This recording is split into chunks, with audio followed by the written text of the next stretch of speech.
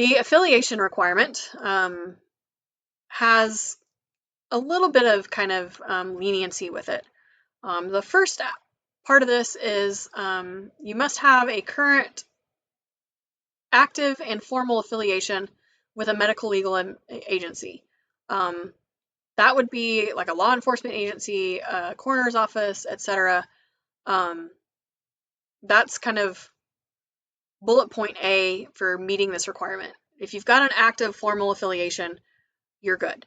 You are going to need to have 2 years of formal active affiliation to be able to meet this requirement. So you can't have just been there for 6 months. It's got to be 2 years. The ABFO has recently kind of recognized that it sometimes is hard to get a formal affiliation without being board certified. So, well, how can I get board certified if I don't have a formal affiliation? It's kind of a never-ending cycle. So there is now kind of this other method for which you can fulfill this requirement. And that is basically, if you can't get a formal affiliation, you need to be actively mentored by an ABFO diplomate for 2 years. I have a list of willing mentors as part of the Diplomate Development Committee.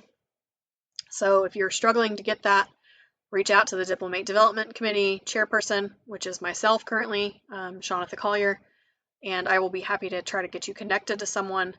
So a lot of you already have mentors potentially set up. So active mentorship for 2 years will also work to meet the affiliation requirement. So I'm going to go through the proof of these kind of based on the 2 different ways. If you have an active, proving that you're active over the last 2 years is going to come from the casework that you're recording. So the casework is going to be dated. They're going to be able to see, okay, yes, you've been doing casework within the last 2 years. So that's going to be the proof to show that you are active.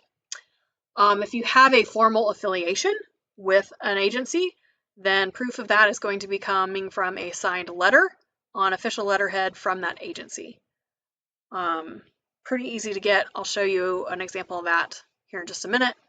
If you don't have a formal affiliation and are just working under ABFO mentorship, you're going to need to have them write a letter and submit that to the C&E committee, basically proving that they have been mentoring you for the last X amount of years. Again, minimum of 2 years at least. It could be theoretically longer. So here's an example of a letter from an official agency. Again, very simple, just states that I was providing this service to the Knox County Regional Forensic Center from this date to this date. Signed by the Chief Medical Examiner, and that's what I submitted as proof of my affiliation.